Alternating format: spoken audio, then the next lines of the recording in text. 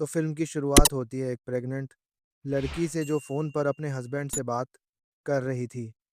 यह लड़की ज़्यादा परेशान इसलिए थी कि पिछले कई दिनों से उनके शहर में सैलाब आया हुआ था और लंदन की सड़कों में बहुत ज़्यादा ट्रैफ़िक फँसी हुई थी और उसी ट्रैफ़िक जाम में उस लड़की का हस्बैंड भी था। उसका हस्बैंड उसे यकीन दिलवाता है कि तुम सब्र रखो, मैं आ जाऊँगा जल्दी। लड़की उसकी बात मानकर फ़ोन बंद ही कहती है कि उसे बहुत ज़्यादा लेबर पेन होने लग जाते हैं। वो देखती है कि दरवाज़े से अब पानी उसके घर के अंदर आने लगा था और एकदम से खिड़की को तोड़ते हुए भी दरिया के बहते पानी की तरह पानी सारा उसके घर के अंदर आ जाता है। वह खुद भी इसी पानी में डूबने लगती है। दर्द में वो इस पानी से बचने की कोशिश तो कर रही थी और इस सारी कोशिश के दरमियान वो होश हो गई। उसे जब होश आया तो उसने अपने आप को हॉस्पिटल में देखा। फाइनली वो एक बेटे की माँ बन चुकी थी।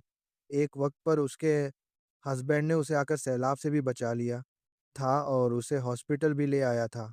अभी ये लोग अपने बेटे को देखकर खुशी हो रहे थे कि तभी डॉक्टर्स ने उन्हें पास आकर बताया कि उन्हें जल्द ही अपने बेटे का नाम रखते हुए उसका बर्थ सर्टिफ़िकेट बनाते हुए यहाँ से जाना होगा क्योंकि सैलाब की वजह से यहाँ पर पेशेंट्स बहुत ज़्यादा हैं और बेड्स बहुत कम। वो लड़की घर जाना चाहती थी, पर उसका हस्बैंड उसे बताता है कि उनका घर पूरी तरह सैलाब में डूब चुका है और अब इन्हें अपने गाँव जाना होगा। गाँव के रास्ते में ये लोग देखते हैं कि गाड़ियों की लंबी-लंबी लाइनें थी। हर कोई सेफ जगह की तरफ जाना चाह रहा था। इसीलिए सिक्योरिटी पुलिस भी यहाँ पर बहुत ज़्यादा थी। वो गाँव की तरफ सिर्फ़ गाँव में रहने वाले लोगों को ही जाने दे रहे थे। इस लड़की का हस्बैंड मिन्नतें करता है कि हमें जाने दें। मैं गाँव में ही पड़ा-पड़ा हूँ और मेरे मॉम-डैड भी वहीं रहते हैं। पहले तो ऑफ़िसर्स उसकी बात नहीं मानते। जब वह बताता है कि मेरे पास एक छोटा-सा बच्चा है, जो अभी पैदा हुआ है, तो ऑफ़िसर्स उसकी बात मानते हुए उसे आगे भेज देते हैं। फाइनली ये लोग अब अपने गाँव आ गए थे। लड़के की मॉम और डैड इन दोनों को बहुत अच्छे से वेलकम करते हैं और बच्चे को देखकर बहुत ज़्यादा खुश होते हैं। वो इन्हें बताते हैं कि ये लोग कई हफ्तों तक यहाँ पर आराम से रह सकते हैं क्योंकि इन्होंने कई हफ्ते का खाना और पानी जमा करके रखा हुआ था।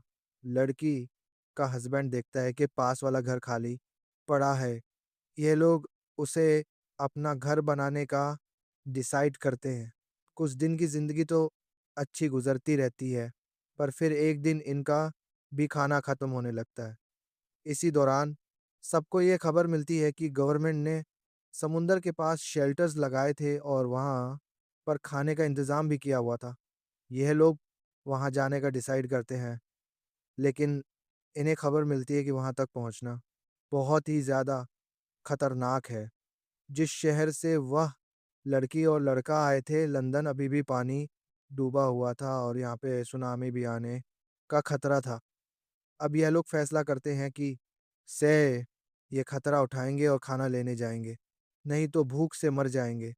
क्योंकि उस लड़की ने तो अभी कुछ दिन पहले ही एक छोटे से बच्चे को जन्म दिया था। इसीलिए उस लड़की को छोड़कर बाकी तीनों लोग खाना लेने के लिए चले जाते हैं और जाने से पहले वह लड़का अपनी वाइफ़ और बेटे से वादा करके जाता है कि वह जल्द ही वापस लौटेगा। उन दोनों के लिए घंटों गुज़र जाते हैं। जब ये लोग वापस नहीं आते, तो उस लड़की की बेचैनी बहुत ज़्यादा बढ़ जाती है और वह डर जाती है। हिचकिचाते हुए उसने दरवाज़ा खोला, तो सामने एक आदमी और बच्चा था, जिनकी हालत भूख से बस मरने वाली हो रही थी।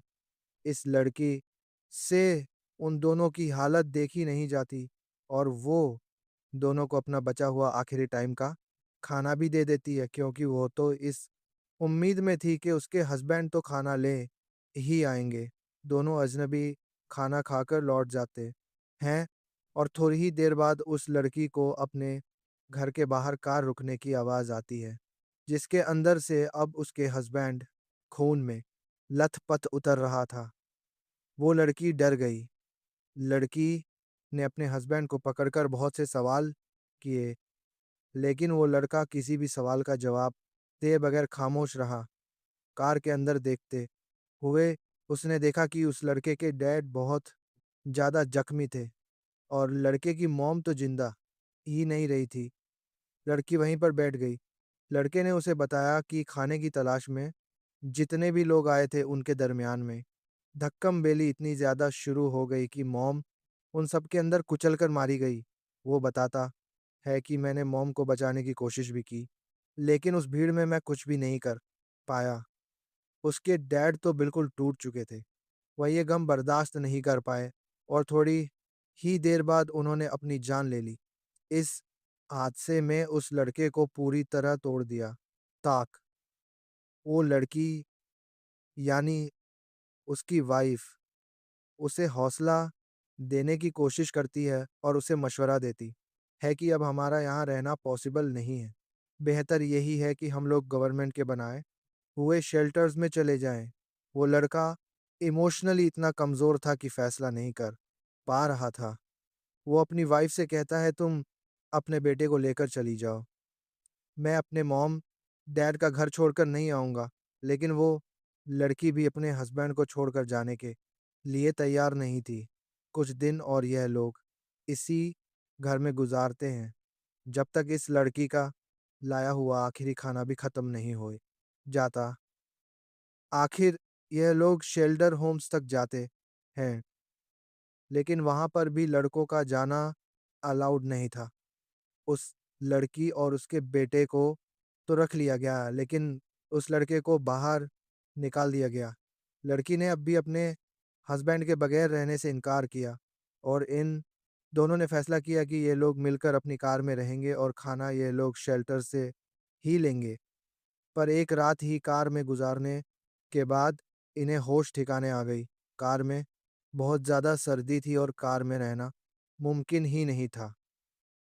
खाने की लाइनों में लगने लगे तो खाने की लाइनें इतनी लंबी थी कि उस लड़के को तो खाना मिल ही नहीं पाया। उसकी वाइफ ने बहुत मुश्किल से लाइन्स में लगकर उसके लिए खाना ढूँढा। ज़्यादा टूट गया, वो यहाँ से जाने का डिसाइड करता है और अपनी वाइफ को कहता है, तुम मेरे बेटे का अच्छे से ख्याल रखना। आखिर इस लड़की को भी मानना पड़ा, क्योंकि वह एक माँ थी। उसके हस्बैंड के जाने के बाद उसे यह शेल्टर काटने लगा था। इतने सारे लोगों में भी वो अपने आप को अकेला महसूस करती थी और तभी उसकी मुलाकात ना से हुई, जिसका 5 माह का बेटा भी था। ना बच्चों को पालने में बहुत ज़्यादा एक्सपर्ट थी और वो इस लड़की की मदद भी करती थी उसके बेटे को चुप करवाने में। ना उसे बताती है कि ये शेल्टर पहले उन सारे शेल्टर्स से बहुत अच्छा है जहाँ पे वो रहकर आ चुकी है। बाकी शेल्टर्स में चोरियाँ होती हैं। लोग एक दूसरे का मर्डर कर देते हैं खाने के लिए, लेकिन यहाँ पे ऐसा कुछ नहीं होता।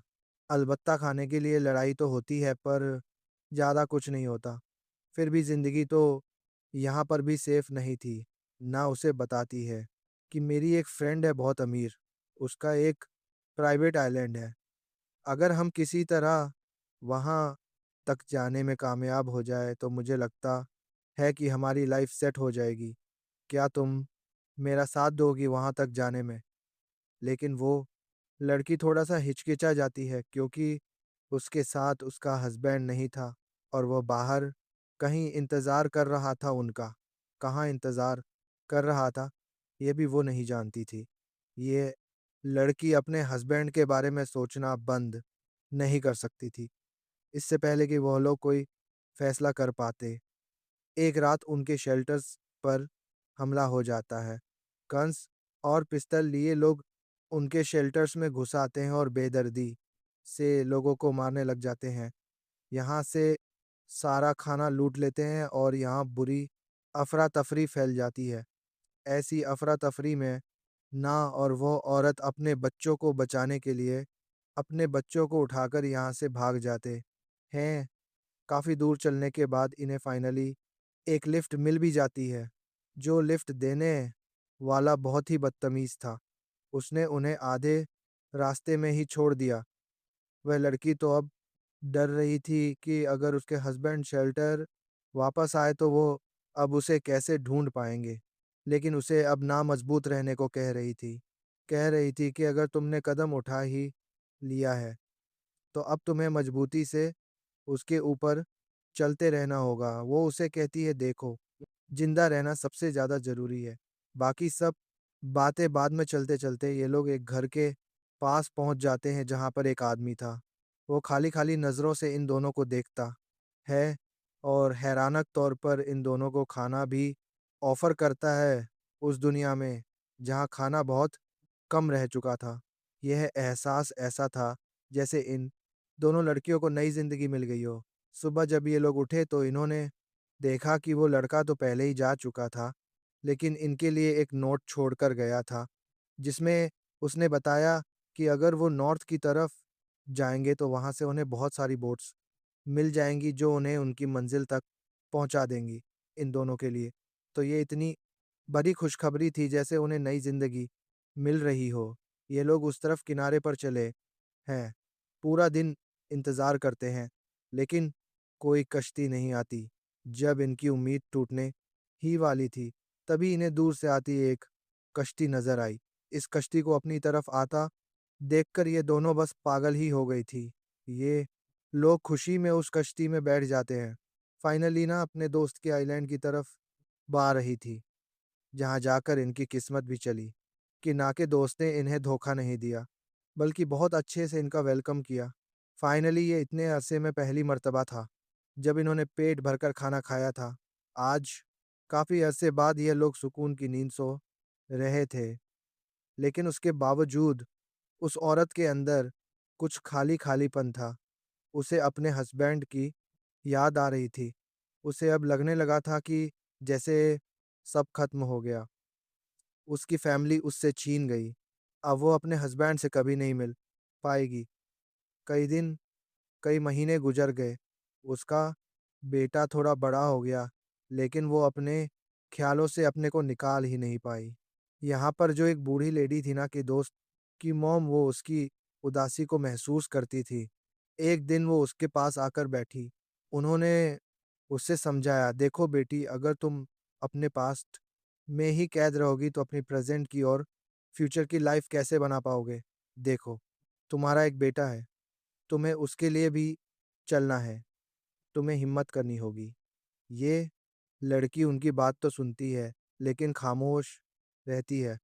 कोई जवाब नहीं देती उन्हें। काफ़ी देर सोचने के बाद जब वो वापस आई तो उसके अंदर एक अजीब-सी हिम्मत नज़र आ रही थी। उसने एक अटल फ़ैसला कर लिया था और उसने वह फ़ैसला सबको सुनाया कि वो वापस अपने घर जाएगी। सब उसके फ़ैसले को पागलपन समझते हैं, उसे मना करते हैं, लेकिन अब उसने फ़ैसला कर लिया था। ना तो रोने भी लगी, वो उसके बगैर जीने का सोच भी नहीं सकती थी। लेकिन ये लड़की ना को गले लगाती है और कहती है, समझो जैसे तुम मेरे बगैर नहीं रह पा रही, मैं उसके बगैर नहीं रह पा रही। अब क्योंकि उसने फ़ैसला कर ही लिया था, तो यहाँ पर उसकी दोस्ती मॉम उसका साथ देती हैं और उसे एक कश्ती पर बिठा देती हैं। ये सफ़र उतना आसान नहीं था जितना लग रहा था। पहले उसने कश्ती से एक लंबा सफ़र किया और उस कश्ती ने उसे जंगल में छोड़ दिया। ये जंगल उसे अकेले ही पार करना था। एक छोटे बच्चे के साथ खाना उसका ख़त्म हो गया। फूँक मारने के लिए वह पत्ते तक खाने पर मजबूर हो गई। यहाँ तक कि उसे जंगली जानवरों का शिकार भी करना पड़ा, ज़िंदा रहने के लिए। सब कुछ सहते हुए वो जंगल के किनारे तक पहुँची, तो उसे अपने अंदर का अच्छा इंसान भी मानना पड़ा। वह यहाँ पर एक कपल की कार चुराकर भाग गई और फाइनली पहुँच गई लंदन। उसका शहर, उसका घर जो अब पूरी तरह बर्बाद हो चुका था, लाइफ़लेस हो चुका था। हर जगह यहाँ पर पानी ही पानी था।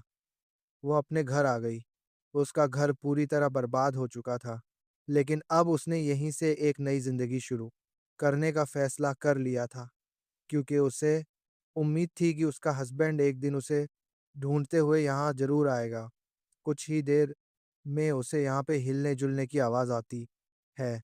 वो देखती है कि उसकी किस्मत ने, उसकी मेहनत ने उसका साथ दे दिया था। उसका हस्बैंड भी उसे ढूँढते हुए यहाँ पे आ चुका था। इसी के साथ एक कहानी पर ख़त्म हो जाती है।